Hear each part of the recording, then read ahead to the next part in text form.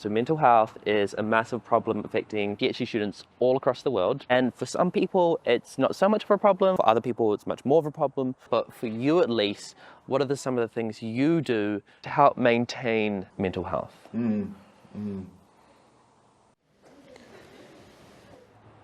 Yeah, it's a really good question. This is really important, and I have to say that there have been times during the PhD, but actually more as a postdoc, where I have had to work on this. In the first year of the PhD, yeah, I honestly really struggled. Yeah, I wouldn't say like I actively do anything. Yeah, I don't know. I probably should do more. But I'll say, the things that have helped me, I think talking to other PhD students, because, they're all we're all kind of in the same boat. We're all kind of going through the same struggles. Everyone's on their own journey, and the most important thing is that we talk about it with each other. So the people that are around you can be a really great support if you can have the courage to open up. Yeah, one of the most important things I think is having a good support network. So having friends who you're able to talk to. But sometimes it can still be really, really tough. And when that happens and you're in the pit of despair because of some experiment, don't hesitate to talk to, for example, at Cambridge, there are lots of colleges. These colleges offer counselors. Definitely talk to them. There's zero stigma. There is nothing to be lost in talking to them. The college nurse, honestly, at least from down in, I've advised people if just go to her. Especially during the pandemic, that was very difficult. Yeah. And she was super helpful. Speaking to someone either in the university but kind of not really directly involved in research as well helps give you perspective. It's quite nice having someone who's quite detached from, my personal life and also my academic life, just having an unbiased view about, everything, all the situations going on in general. In terms of maintaining good mental health during the PhD, I think it's really important to make time for yourself. Learning actually to say, maybe I start work at 6 p.m. and then that's it. I don't think about maths for the rest of the day. I think that's really helped me. Having a good rough schedule. I didn't try and overwork each day. I think the thing that really helped was just having a routine that I was going to stick to. I would get up early every morning and walk to work and just do a certain amount of work and feel good about it every day. That really helped because it just made me feel like I was getting somewhere, this was leading somewhere. And, that actually did produce results, but it didn't feel like I was putting a ton of pressure on myself. I think there's always a pressure that you can do more in each day. There's more work that can be done. But it's important to step back sometimes, make sure your evenings are relatively free. Your weekends, you're not working every weekend, you have time off, you're doing something else that you enjoy outside of the PhD. I think that extra space is really important. You just need to turn off and really take a day and don't do any work, don't think about it. For me, I just need that time where I can just be and just think and just kind of reflect on things.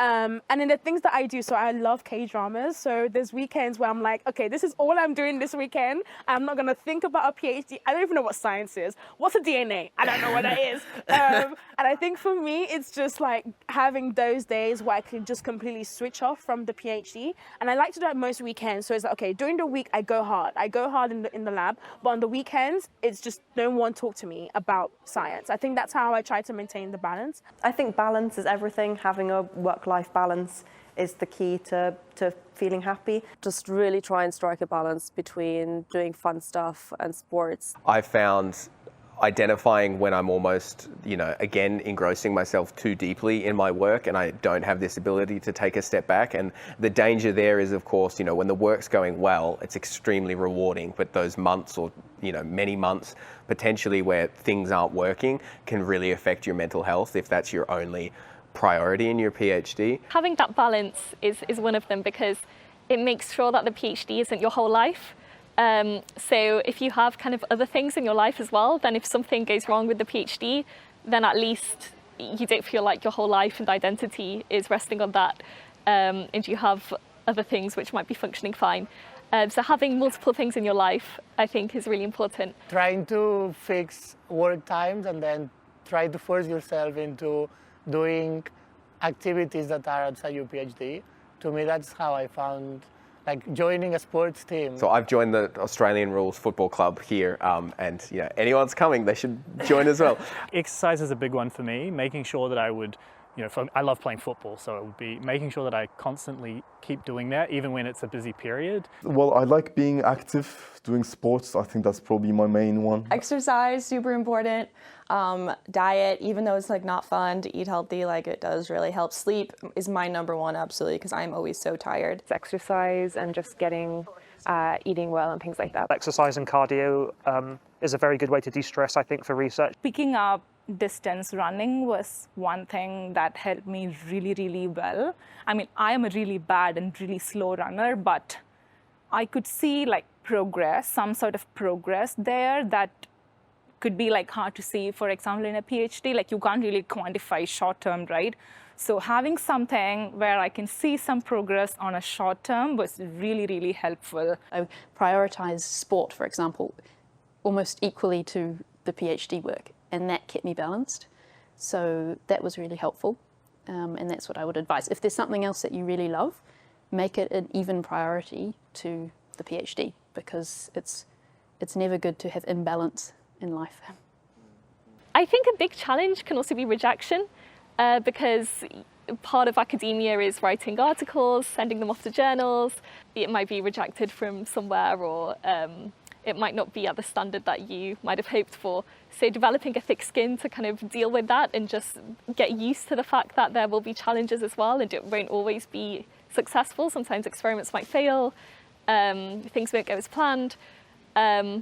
But being aware that that's perfectly normal, and that that's just something that a lot of people have to get through is important. Yeah, and just maintaining those social connections. I think it's easy for a PhD student to sort of go into a hole and not interact with someone for quite a while.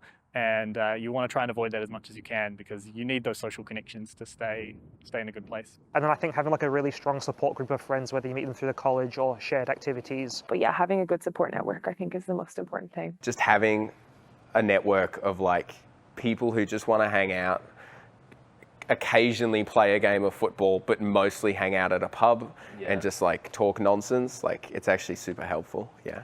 To me as well, just reflecting about like what I want in life. Do I want to do maths for the rest of my life? Do I not? What are the other options?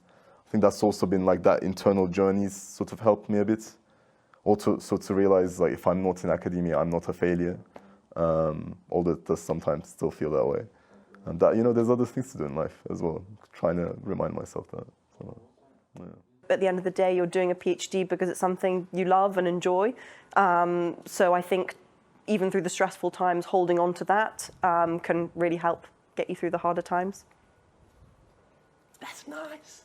Yeah. And it's been really interesting because like everybody's given like different answers to that, and it's been really interesting, I think, to see the range of different. And honestly, like having made doing this video, I'm like, I should be kind of listening to all these things people have been saying. Like, I gotta start implementing some of this, man. Like.